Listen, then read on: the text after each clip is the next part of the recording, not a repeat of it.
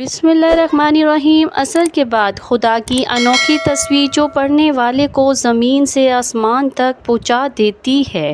یہ تصویر وہی پڑھتا ہے جسے اللہ چن لیتا ہے۔ وہ تصویر یہ ہے۔ محترم عزیزو، آج ہم جانیں گے خدا کی اس انوکھی تصویر کے بارے میں جس کو عصر کی نماز کے بعد جو بھی پڑھ لیتا ہے اللہ تعالیٰ اس کو زمین سے آسمان تک پہنچا دیتے ہیں، اس کے ہر خواہش کو پورا فرماتے ہیں، اس کے ہر دعا کو قبول فرماتے ہیں، اس کی تمام حاجات کو اگرچہ وہ لاکھوں کروڑوں کی حاجات ہو پورا فرماتے ہیں۔ آج ہر انسان پریشان ہے۔ اگر انسان کے گھر میں لڑائی جھگڑے ہیں، ہر انسان کی اولاد نافرمان ہے، قرض کی وجہ سے لاکھوں کروڑوں کے قرض ہیں، لیکن انشاءاللہ جو بھی خدا کی یہ انوکھی تصویر عصر کے بعد پڑھ لے گا اللہ تعالیٰ اس کی تمام پریشانیوں کو دور فرما دے گے۔ آج انسان بیچارہ کیا کرتا ہے؟ وہ اللہ کے بجائے انسانوں کے آگے ہاتھ پھیلاتا ہے، لوگوں کے در پر جاتا ہے، لیکن اس در پر نہیں جاتا جہاں بے شمار خزانے ہیں، جو دینے پر خوش ہوتا ہے اور جتنا مانگو اتنا زیادہ خوش ہوتا ہے۔ تو آج اس در کو چھوڑ کر ہم دوسروں کے در پر جاتے ہیں۔ اس لیے میرے بھائیوں اور بہنوں، اللہ سے مانگو، اللہ سے مانگنا سیکھو تو زندگی آپ کی بدل جائے گی۔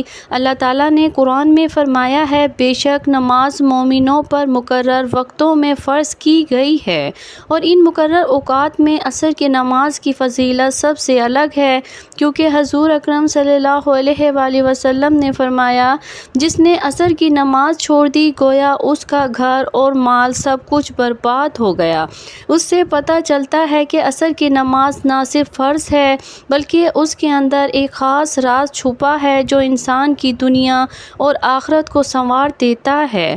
محترم عزیزو، عصر کا وقت وہ وقت ہے جب انسان دن بھر کی تھکن کے بعد اللہ کے سامنے جھکتا ہے۔ یہ وہ وقت ہے جب رزق کے دروازے کھلتے ہیں، جب فرشتے مومن بندوں کے اعمال اللہ کے حضور پیش کرتے ہیں۔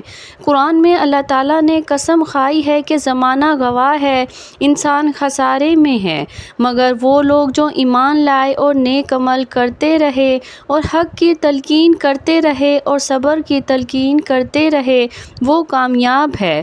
العصر گویا اللہ تعالیٰ نے اسی وقت کی عظمت کو سورہ کے ذریعے بیان فرما دیا تاکہ ہم جان لیں کہ عصر کا وقت بیکار نہیں بلکہ انسان کی کامیابی کا دروازہ ہے۔ یہی وجہ ہے کہ جو بندہ عصر کے بعد اللہ کو یاد کرتا ہے اس کی دعائیں رد نہیں ہوتی۔ حدیث میں آتا ہے کہ اللہ تعالیٰ بندے کی دعا قبول کرتے ہیں جب تک وہ جلدی نہ کرے اور نہ کہے کہ میں نے دعا کی مگر قبول نہ ہوئی۔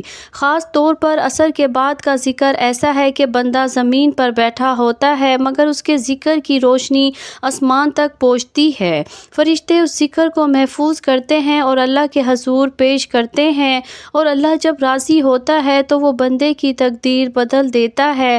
آج ہم دیکھتے ہیں کہ لوگ پریشانی میں ڈوبے ہوئے ہیں، کوئی قرض کے بوجھ تلے دب گیا، کوئی رشتوں کے مسائل میں الجھا ہوا ہے، کوئی بیماریوں میں مبتلا ہے، کوئی اپنی اولاد کی نافرمانی سے رنجیدہ ہے۔ لیکن اگر انسان نماز عصر کو پابندی سے ادا کرے، اس کے بعد اللہ کو یاد کرے تو اس کی زندگی کے اندھیرے اجالوں میں بدل جاتے ہیں، اس کے دل کو سکون ملتا ہے اور مشکلات آسان ہو جاتی ہیں، کیونکہ اللہ کا وعدہ ہے، بے شک اللہ کے ذکر سے دلوں کو اطمینان ملتا ہے۔ محترم عزیزو، عصر کی نماز کے بعد کا وقت وہ لمحہ ہے جب دن اپنی آخری شدت کی طرف بڑھتا ہے اور رات قریب آتی ہے۔ یہ وقت دراصل اللہ تعالیٰ کی طرف سے خاص رحمت کا دروازہ ہے جو ان لوگوں پر کھلتا ہے جو اس گھڑی کو ضائع نہیں کرتے بلکہ اللہ کے ذکر میں گزار دیتے ہیں۔ یہی وہ گھڑی ہے جب انسان کی دعائیں آسمان تک پہنچتی ہے اور رحمت کے فرشتے اس پر نازل ہوتے ہیں۔ حدیث میں آتا ہے کہ نبی کریم صلی اللہ علیہ وآلہ وسلم نے فرمایا، جس نے سورج غروب ہونے سے پہلے کی نماز یعنی عصر کو پڑھ لیا اس کے لیے جنت واجب ہو گئی۔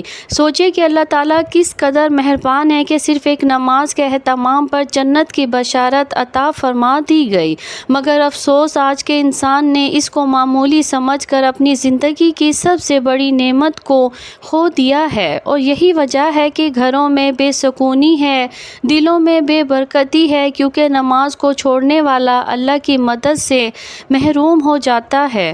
آج ہم دیکھتے ہیں کہ انسان اپنی پریشانیوں کو ختم کرنے کے لیے طرح طرح کے دروازوں پر جاتا ہے۔ کوئی جادو ٹونے کے پیچھے بھاگ رہا ہے، کوئی دوسروں سے سفارشیں کروا رہا ہے، کوئی دنیا کے سامنے اپنی عزت کو داؤ پر لگا رہا ہے، لیکن وہ یہ نہیں سوچتا کہ اصل دروازہ اللہ کا ہے، اصل خزانہ اسی کے پاس ہے، اصل سکون اسی کے ذکر میں ہے۔ قرآن میں اللہ تعالیٰ نے فرمایا کہ تم مجھے یاد کرو، میں تمہیں یاد کروں گا، تو اور میرا شکر ادا کرو اور ناشکری نہ کرو۔ اس آیت میں اللہ تعالیٰ نے بندے کو ایک عجیب خوشخبری دی ہے کہ جو بندہ اللہ کو یاد کرتا ہے، اللہ خود اس کو یاد کرتا ہے۔ اب سوچو کہ جب رب العالمین کسی بندے کو یاد کرے گا تو کیا وہ بندہ تنہا رہ سکتا ہے؟ کیا اس کی مشکلات باقی رہ سکتی ہے؟ کیا اس کا قرض باقی رہ سکتا ہے؟ ہرگز نہیں، بلکہ اللہ تعالیٰ اس کے ہر معاملے کو آسان فرما دیتا ہے۔ محترم عزیزو، عصر کی نماز کی ایک اور فضیلت یہ ہے کہ یہ دن اور رات کے فرشتوں کے آنے جانے کا وقت ہے۔ حدیث میں ہے کہ فرشتے صبح اور عصر کے وقت ایک دوسرے سے ملاقات کرتے ہیں اور اللہ تعالیٰ اپنے بندوں سے پوچھتے ہیں، میرے بندوں کو کس حال میں چھوڑ کر آئے ہو؟ فرشتے عرض کرتے ہیں، اے اللہ، ہم نے انہیں اس حال میں چھوڑا کہ وہ نماز پڑھ رہے تھے، اور جب ہم ان کے پاس آئے تو وہ بھی نماز میں تھے۔ غور کریں، یہ کتنا بڑا مقام ہے کہ بندے کا نام اللہ کے سامنے ان فرشتوں کی زبان سے لیا جائے جو سب کچھ دیکھتے ہیں، اور جب وہ گواہی دیتے ہیں کہ یہ بندہ نماز ادا کر رہا تھا تو پھر اللہ کا کرم بھی اس پر ضرور نازل ہوتا ہے، اور یہی کرم بندے کی زندگی کے ہر اندھیرے کو دور کر دیتا ہے۔ آج انسان قرض کے بوجھ تلے دب کر ہمت ہار بیٹھا ہے، بیماریوں کے علاج کے لیے در بدر بھٹک رہا ہے، اپنے رشتوں میں بگاڑ کی وجہ سے راتوں کو روتا ہے، اولاد کی نافرمانی نے والدین کو توڑ کر رکھ دیا ہے، مگر ان سب کا علاج صرف اللہ کی طرف پلٹنے میں ہے، اور خاص طور پر عصر کی نماز، اس کے بعد اللہ کا ذکر انسان کو وہ سکون عطا کرتا ہے جو کسی دوا، کسی طاقت اور کسی دولت میں نہیں ہے۔ اور یہی اصل راز ہے کہ نبی کریم صلی اللہ علیہ وآلہ وسلم نے فرمایا، جو شخص دن کی 2 ٹھنڈی نمازیں پڑھ لے وہ جنت میں داخل ہوگا۔ یہاں ٹھنڈی نمازوں سے مراد فجر اور عصر ہیں، گویا یہ دونوں نمازیں جنت کی کنجی ہیں، اور جو بندہ ان کا اہتمام کرتا ہے اللہ تعالیٰ اس کے لیے دنیا کے راستے بھی آسان فرما دیتے ہیں اور آخرت کی منزل بھی روشن فرما دیتے ہیں۔ محترم عزیزو، عصر کی نماز کے بعد کا وقت اللہ کے ذکر کا خاص لمحہ ہے۔ یہ وہ لمحہ ہے جو بندے کو اندھیروں سے روشنی کی طرف لے جاتا ہے، جیسا کہ قرآن میں اللہ تعالیٰ نے یونس علیہ السلام کا قصہ بیان فرمایا ہے، جب وہ اپنی قوم کی نافرمانی سے دل برداشتہ ہو کر سمندر میں چلے گئے اور اللہ کی قدرت سے ایک بڑی مچھلی نے انہیں نگل لیا۔ وہ اندھیروں کے اندر اندھیروں میں تھے، سمندر کی گہرائی کا اندھیرا، رات کی تاریکی کا اندھیرا اور مچھلی کے پیٹ کا اندھیرا، لیکن انہوں نے اسی وقت اللہ کو یاد کیا اور دعا کی، اے میرے رب، تیرے سوا کوئی معبود نہیں، تو پاک ہے، بے شک میں ظالموں میں سے تھا۔ قرآن کہتا ہے کہ اگر وہ اس وقت اللہ کا ذکر نہ کرتے تو قیامت تک وہ اسی مچھلی کے پیٹ میں رہتے۔ غور کیجئے، جب اللہ کا ذکر ایک نبی کو اتنے سخت اندھیروں سے نکال سکتا ہے تو پھر ایک عام بندہ جو اپنی زندگی کے قرض کے اندھیروں میں ہے، بیماریوں کی تاریکی میں ہے، اولاد کی نافرمانی کے اندھیروں میں ہے، اگر وہ عصر کی نماز کے بعد اللہ کو یاد کرے گا تو اللہ تعالیٰ کیسے اس کو تنہا چھوڑ سکتے ہیں۔ محترم عزیزو، یہ تسبیح جو کہ عصر کی نماز کے بعد خدا کی انوکھی تسبیح ہے، اس کو آپ نے اس طرح پڑھنا ہے، جو ہی آپ عصر کی نماز ادا کر لیں اس کے بعد کسی سے بات کیے بغیر وہیں پر بیٹھ جائیں۔ سب سے پہلے پیارے آقا صلی اللہ علیہ وآلہ وسلم پر درود پاک پڑھیں۔ آپ نے 3 مرتبہ درود پاک پڑھنا ہے، جو نماز میں پڑھتے ہیں وہ درود پڑھ دیں، یعنی درود ابراہیمی۔ 1 مرتبہ ثواب کی نیت سے میرے ساتھ درود پاک پڑھ لیں۔ اللہ اللہم صلی علی محمد وعلی آل محمد کما صلیت علی ابراہیم وعلی آل ابراہیم انک حمید مجید۔ اللہم بارک علی محمد وعلی آل محمد کما بارکت علی ابراہیم وعلی آل ابراہیم انک حمید مجید۔ محترم عزیزو، درود ابراہیمی کی اپنی ایک الگ فضیلت ہے۔ حضور اکرم صلی اللہ علیہ وآلہ وسلم نے فرمایا، جس نے مجھ پر ایک مرتبہ درود بھیجا، اللہ تعالیٰ نے اس پر 10 رحمتیں نازل فرماتا ہے اور اس کے 10 گناہ معاف کر دیے جاتے ہیں اور اس کے 10 درجات بلند کر دیے جاتے ہیں۔ اس لیے عمل کی ابتدا درود شریف سے کرنے میں برکت ہے۔ اس کے فوراً بعد آپ نے اللہ تعالیٰ کے ایک نام کی تسبیح پڑھنی ہے، یا مجیبو۔ اس کو آپ نے 100 مرتبہ پڑھنا ہے، چاہے ہاتھ کی انگلیوں پر پڑھیں یا تسبیح کے دانوں پر۔ یا مجیبو کا مطلب ہے دعاؤں کو قبول کرنے والا۔